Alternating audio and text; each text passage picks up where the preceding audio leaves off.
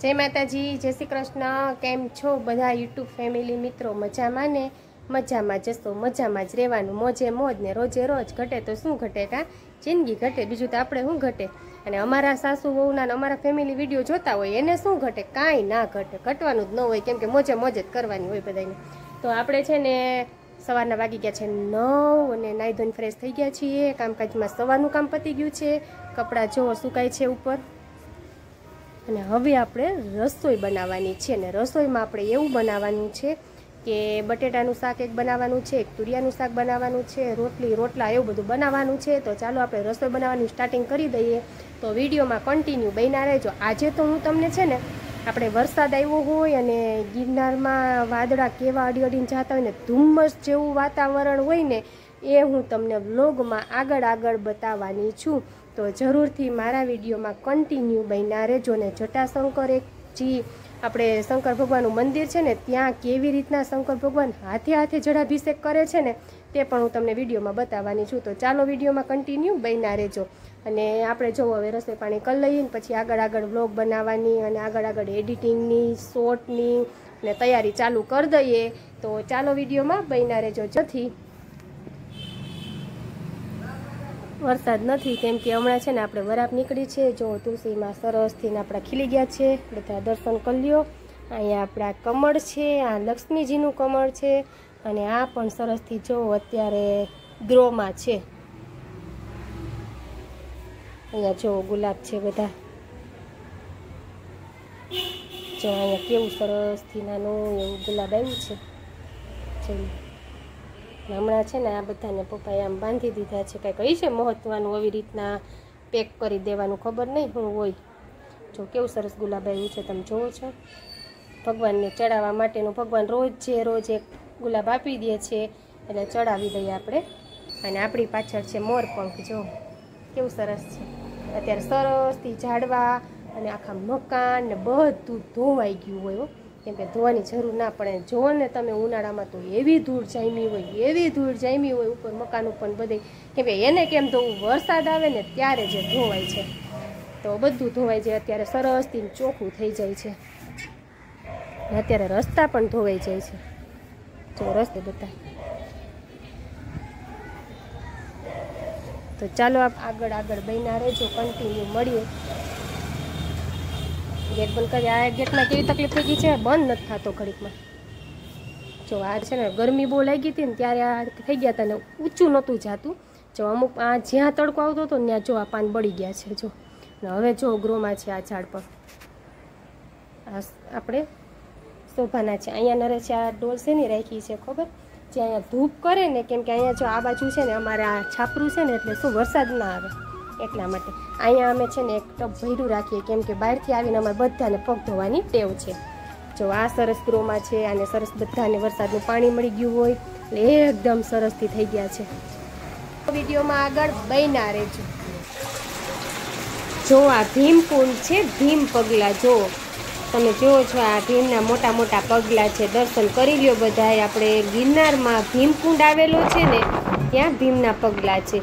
અને આ જો વાદળો ગિરનારના દર્શન કરે છે, તમે એનો નજારો જુઓ એકદમ આમ જો ધુમ્મસ જેવું, કોક છાંટા આવે છે, વરસાદ ચાલુ છે ને પવન જોઈ લ્યો તમે કેવો પવન છે ને વરસાદ પણ એવો આવે છે ધીમો ધીમો।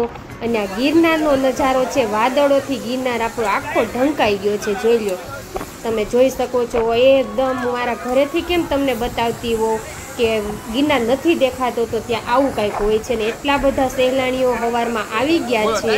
આમ તો જુઓ, કેમ કે અત્યારે ગિરનાર છે ને એ સ્વર્ગ કહેવાય છે, એટલા માટે જોરદાર પ્રમાણમાં બધા બહુ જ ગિરનાર ચડવા સવારમાં આવે છે। અને આમ તો જુઓ નજારો। અને આ છે અમારા વિજયભાઈ, મારા થાય છે જેઠ, અને તે જુઓ ગિરનાર ચડવા માટે આવ્યા છે અને સરસથી ભગવાનના દર્શન કરે છે। અને જુઓ નજારો પણ અમે બધા નિહાળીએ છીએ। આમ તો જો આ બધો વરસાદ પણ પડે છે ધીમો ધીમો અને ધુમ્મસ જેવું, એટલે કે વાદળા અડીને આપણને જાય છે। જો અને જો આવી રીતે એનો કંઈક અલગથી નજારો નીચેનો હોય છે। જો આ ઉપરથી આપણે સીન લઈએ છીએ ને નીચેનો જો કાંઈ પણ દેખાય નહીં, તમે જોઈ શકો છો. અને જે આ છે જટાશંકરના જે મહાદેવ છે ને એને જો ગંગા મૈયાનો જળાભિષેક થાય છે. જોઈ લો હાથે હાથે હો. આ ગિરનારમાં તમે ન કયો ને એટલી ઓછી, તો ગિરનારમાં તમે કયો ને એટલી મહિમા છે. આમ તો જો આ હાથે હાથે શંકર ભગવાનને જળાભિષેક થાય છે. આપણે ઘરે બધા લોટો ચડાવવા જાય છે ને અહીંયા આપણે અમારા જટાશંકરના જે મહાદેવ છે ને તેને હાથે હાથે જળાભિષેક થાય છે. જોઈ લો તમે જોઈ શકો.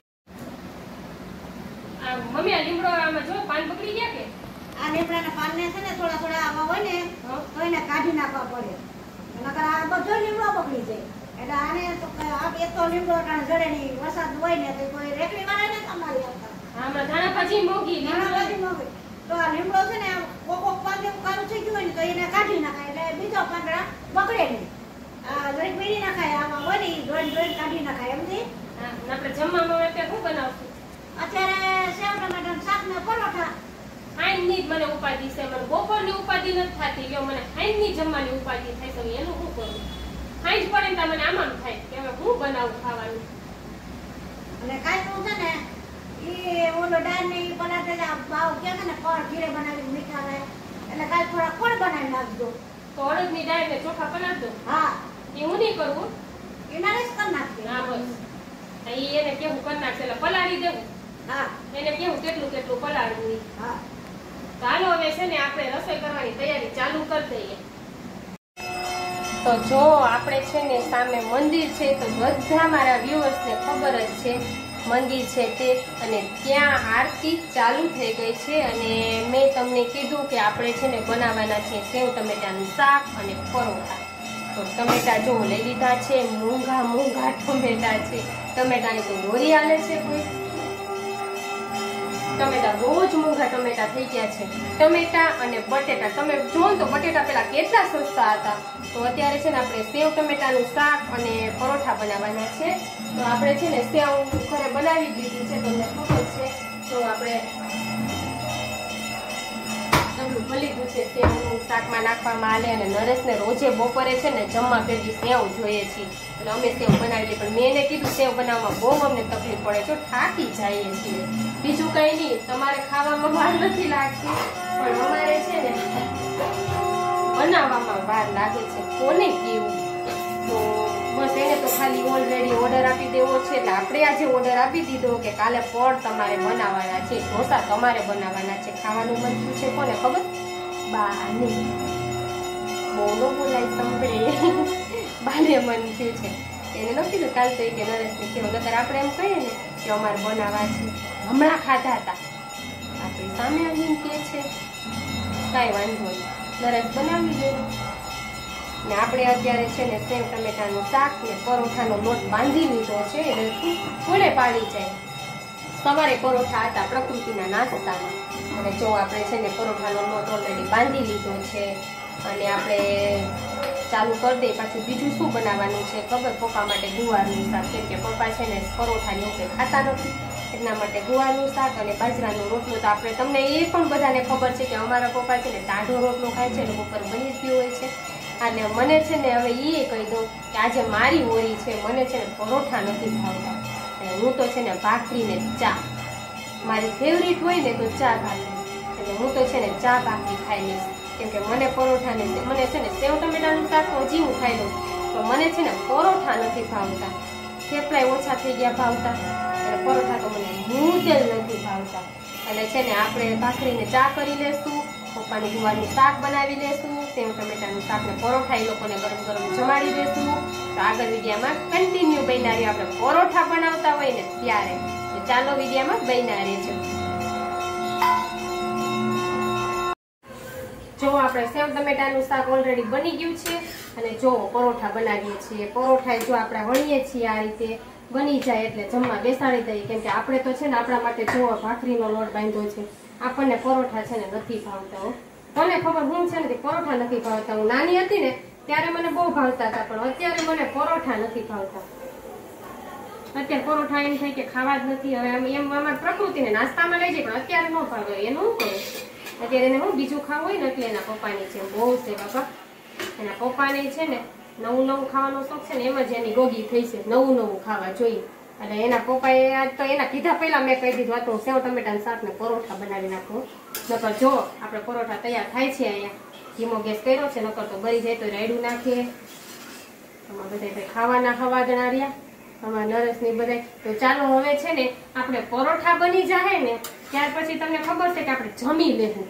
જમીને ત્યાર પછી આપણે આપણું રૂટીન કાઢીએ. તમને બધાને ખબર છે વાસણ અને પછી સૂઈ જવાનું. એ માટે બધાને ગુડ નાઇટ. અત્યારે આપણે હવે વ્લોગ પૂરો કરીએ છીએ અને કાલ નવા વ્લોગમાં મળજો. આપણું પરોઠું પણ ખુલે છે જો. કાલે નવા વ્લોગમાં મળશું આપણે કંઈક નવી વસ્તુ સાથે, કંઈક નવા વ્લોગમાં. તો ચાલો જય માતાજી, જય શ્રી કૃષ્ણ, બાય બાય.